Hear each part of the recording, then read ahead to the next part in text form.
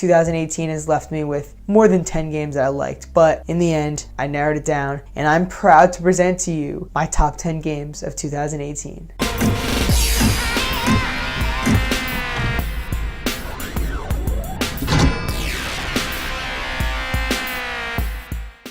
What's good, guys? My name is Ramakrishnan. If you're new to the channel, I invite you to hit that subscribe button because I think we've got a lot of fun gaming content coming your way. First of all, you're seeing that this video is the number 4 game for me of 2018, meaning that you might have already missed out on a bunch of other videos. So in the description below, I will leave you a link to the playlist where you can check out my number 10 through 5 games. We are counting down my favorite games that I played across all platforms in the year of 2018, which has been one of the most amazing this past generation, if not in the last decade, for gaming experiences. And I'm super stoked to continue this playlist, continue these videos, and tell you all about why I love these games and get hyped with you. And if you're ready, we are now in the bottom half of this list and we're getting good now. So it is time for number 4 of my favorite games of 2018.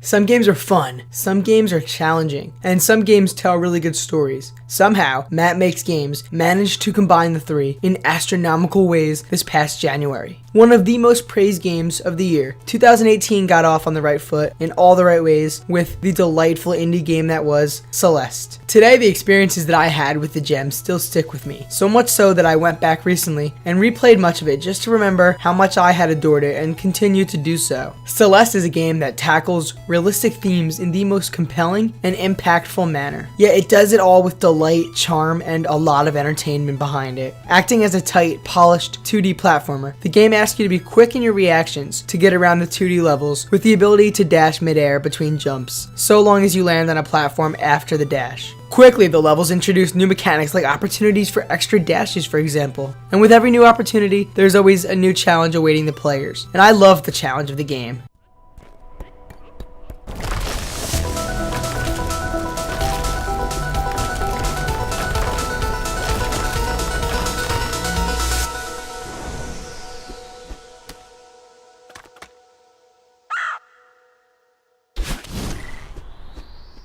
Celeste's platforming always feels amazing. I'm a huge 2D platformer fan, confidently believing that this gameplay was done exceptionally well, one of the best I've ever seen. Celeste picks right up where your level began after death, making it all super seamless. And thank God it is, given how difficult Celeste truly is. But the difficulty of the platformer is not just an aspect of its gameplay, though the tough as nails level design alone would be enough to provide Celeste's placement in this list of my favorite games of 2018. It's instead the narrative behind it all, and the messages that the story has to say that complement Celeste's wonderful gameplay. The story is about a girl named Madeline. She has depression and anxiety, and wishes to calm herself, taking a load off the real world by climbing Celeste Mountain. The titular mountain is effectively an allegory for conquering depression, anxiety, and literally any other challenge we as humans may face. With a strong push for tackling mental health concerns, Celeste's story is every bit real and heartfelt as its gameplay is fun and challenging. And the decision to use supernatural elements, creating a fictional landscape shrouded in potential realism, makes this very authentic story feel appropriate and welcoming, as well as immensely interesting to follow all the way through.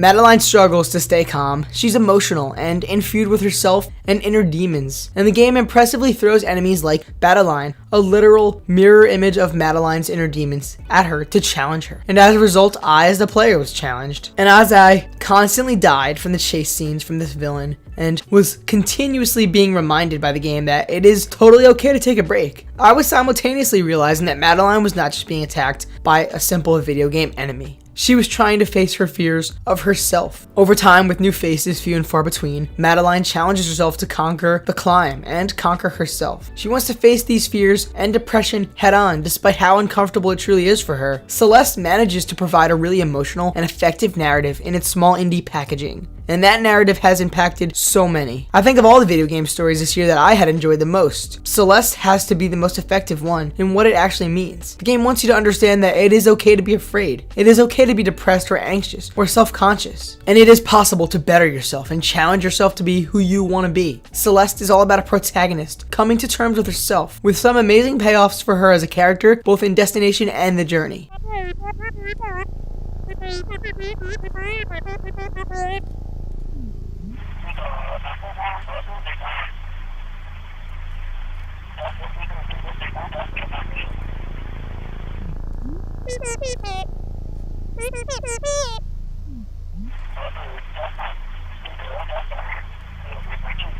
Celeste also has the benefit of, alongside its fast, seamless and smooth 2D platforming, an incredibly done soundtrack. The music is easily one of the finest any game executed in 2018. For me, I always found myself constantly humming the tunes, and each beat seemed to leave me with a memory, whether it was how much I struggled to beat a level and the successful feeling I got when done with it, or the impact on one of the many sweet, emotional, and well-written story beats. Celeste is ultimately my favorite indie game of 2018, and to me, definitely one of the most impactful and effective narratives in all of gaming. One that is complemented by masterful platforming, making it an ultimate delight.